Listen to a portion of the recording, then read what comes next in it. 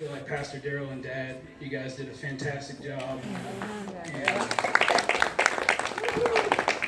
felt like the word was proclaimed and Jesus was lifted up. And there was a certain presence there that we're all very familiar with. And so it's been an awesome celebration. I just wanted to share a couple things also about Tiani, really. I could go on and on all evening stories with Adam and I, and really these two other guys that are sitting here have been through hell and back.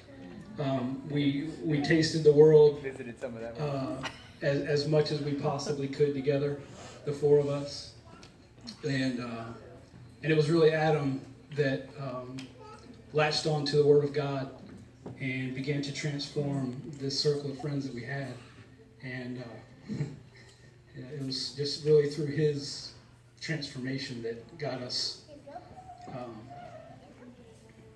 moving toward following the Lord. And so that's been one part of who he is in our circle of friends and in our family. But I've been reflecting on what to say, during this time, and I was thinking about really the first time that I met Tiani, and she had come over to the house one afternoon or one evening, and was just there briefly, and I just remember this sense of, wow, there's something really special about this woman. There's just something that I'm drawn to and that I really appreciate. And I remember telling Courtney, because Courtney had met her before, and I just remember saying to Courtney, you need to befriend her. Like, you need to get to know who she is, because there's something, I was so struck by that just in probably an hour at our house maybe. So a few months later, I get a call from Tiani because the church was taking a trip to Mexico.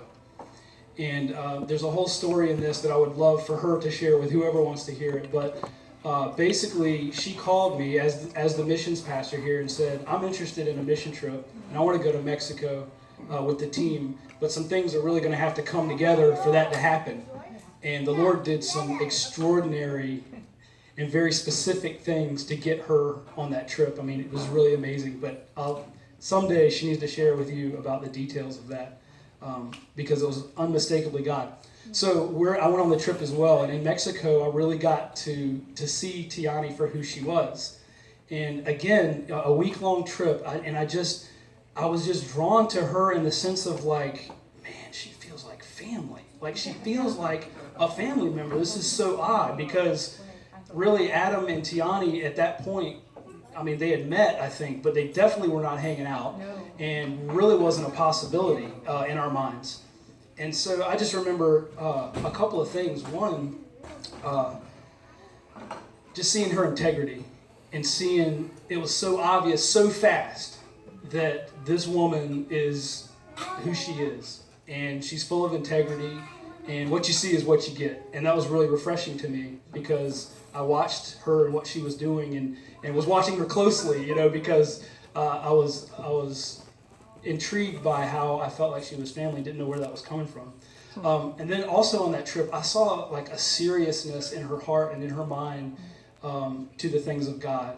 And I saw a humility in her that she was willing to go after God and whatever it cost. And I saw the Lord minister to her in ways that were so deep in her that she wanted to get home to make decisions about what to do, about how to more closely follow God. And so I'm getting more and more impressed because that kind of thing is awesome to me. And so I'm like, man, this girl this woman is so, she's amazing. The other thing that I saw there was just God's hand on Tiani's life. There's a certain favor that God has on who she is, and that's intriguing to me, and it gets my attention. One brief specific situation, we were in Mexico, and it was testimony time, and we were taking turns sharing kind of what the Lord had been doing in our lives, and it was her day, and I think we both felt like that maybe it wasn't, I felt like it wasn't the right time because of some conversations we had, but the Lord had me somewhere else when it was time, and when I came back, she was in the middle of giving her testimony. We're sitting under this tree in Mexico with this family that the missionaries that we were with had begun trying to witness to, and she began to share her testimony, and the environment changed. The atmosphere of that yard changed, and 3 or 4 members of their family came to Christ after that. So I was just like, man, this is, and so just to see God's favor, on her life, and just to see what's ahead in terms of that part of it. When we got back from Mexico, it was a few months later, and Courtney and I were watching Adam and Tiani started dating, and we're watching and seeing that he's fallen in love with her, and we were getting the same kind of feeling from Tiani that she was falling in love with him, and we were falling in love with Mason and Lauren, and we were falling in love with Tiani, and had a lot of meals at the house and just interacting with their kids, and we were just blown away by her kids, by Mason and Lauren, just incredibly awesome people.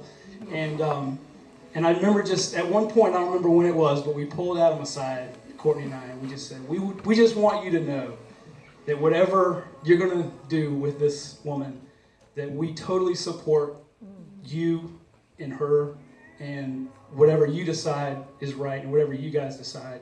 And that's just something that has grown and grown and grown, that the two of us are so supportive of what you're doing and who you are, Tiani, and who you are to Adam, and what God is doing in bringing you guys together.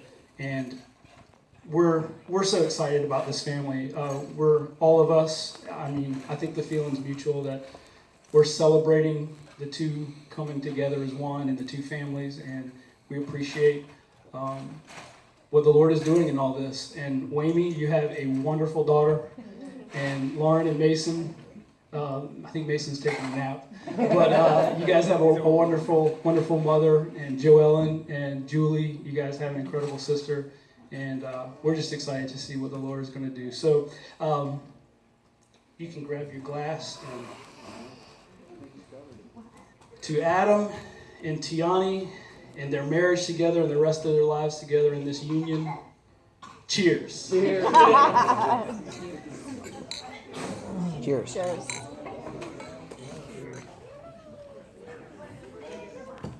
Cheers. I'm going to say a few things, just piggyback on that. Can they just say goodbye? They have Sure. a 5-hour, 4.5-hour drive, so they just need to say goodbye. It's been great, Adam. She brought it over here. All right, well, I'll just share that we are so happy for you guys, and we've spent a lot of time with Adam and Tiani playing Rook, playing Catan, playing games, doing just conversation, making dinner, hanging out. So it's been a lot of fun to get to know them. And of course, I've been giving Tiani a few tips along the way about Adam, because he became a part of our family even a different way about 3 years ago. And one of those is, if you want him to be somewhere, you have to tell him about 20 or 30 minutes before you want him to be there, But Adam became our dishwasher at home. That was awesome. So he knows how to do the dishes. Yeah. We even bought him a nice apron for his dishwashing days. But the more and more he was hanging out with the Tiani, the more we lost our dishwasher. We were like, where's our dishwasher? When is he going to come home?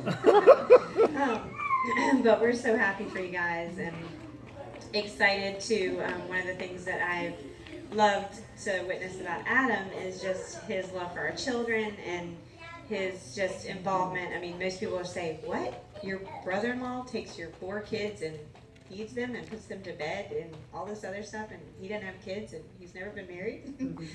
Yeah, it's great, So he has had a lot of practice from all the way from Emma down to Malachi, and so now it's exciting to just think of what God has for you guys in the future, and we're praying hard that be fruitful, multiplying. So, cheers. Cheers. Boom. All right. Boom. Oh, freezing in here.